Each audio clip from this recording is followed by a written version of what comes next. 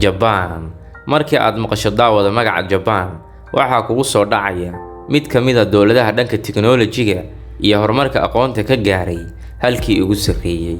Waana mid ka mid ah dawladaha ay ku nool yihiin tirada ugu yar ee dadka aan waxna qorin isla markaana aan wax akhrin. Laakiin maxaa kala socota taariikhda madow ee dalka Japan oo ay dadkiisa nool yihiin casrigii 2030ka?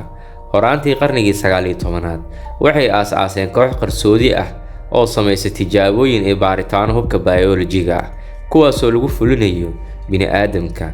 Intii uu socday dagaalkii Shiinaha iyo Japan, waxay fuliyeen askartii Japan dambiyadii ugu foosha xumaa ee taariikhda aadanaha la diiwaan geliyo. Haddaba maxaa kala socotaa guutadii 731? Guutada 731 waxaa la aasaasay horaantii qarnigii 19aad, waxaana hogaamiye u ahaa dhakhtarkii generaalka ahaa ee Shiroishi.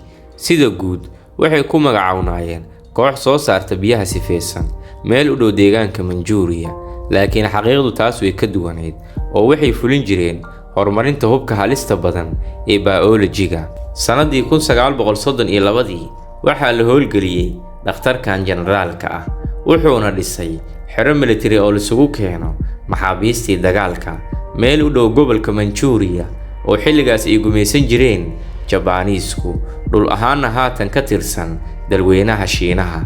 Wuxuuna mashruucaas ugu magac daray guutada 731. Guutada 731 waxay fuliyeen tijaabooyinkii ugu foosha xumaa uguna la yaabka badnaa ee taariikhda aadanaha la diiwaan geliyo, iyagoo ku fulinaya maxaabiistii dagaalka Shiinaha iyo Midowga Soofiyeed sida jiirkii oo kale.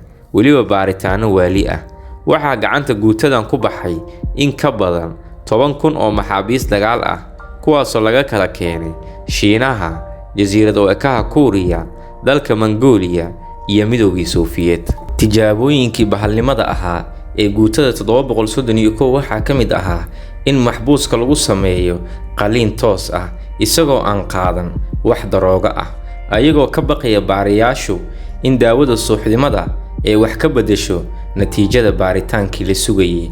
Weliba maxaabiista qaar waxaa qaliimada lagu sameynayay iyagoo jirkooda lagu beeray xanuuno aan dabiici ahayn, qaarkoodna xubnahooda gudaha ee jirka ayaa dibadda loo soo saari jiray si loo ogaado xanuunadii lagu beeray saameynta uu ku yeeshay jirkooda. qaliimadaas aynu ka soo hadalnay waxaa lagu fuliyay bukaano waliba ayagoo nool, xilli baariyaashii Jabaaniiska ah ay aaminsanaayeen in daawooyinka suuxdimada ah kuwaasoo sida dabiiciga ah uu qaato qofka qaliinka lagu fulinayo ay hoos u dhigi karto natiijada baaritaankooda.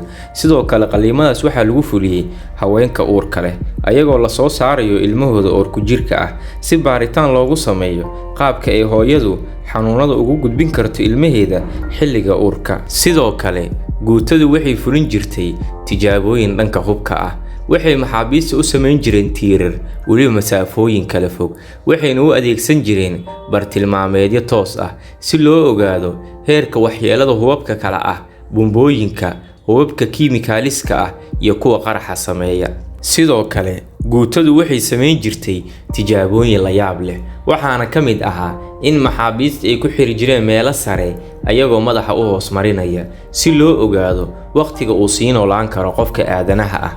Waxay kaloo sameyn jireen in ay ka soomiyaan baadka iyo biyaha ilaa uu qofka ka geeriyoodo si loo ogaado heerka uu jirka aadanaha u adkeysan karo baahida.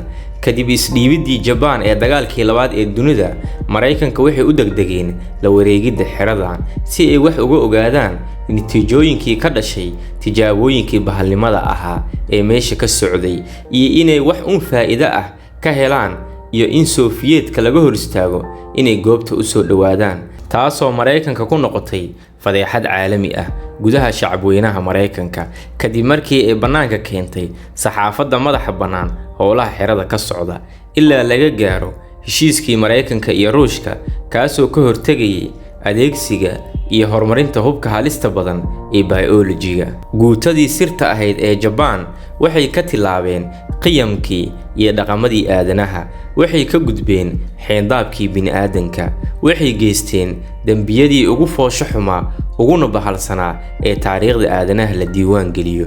Xilli Japan maanta loo yaqaano hoyga nabadgelyada, horumarka iyo noloshan casriga ah.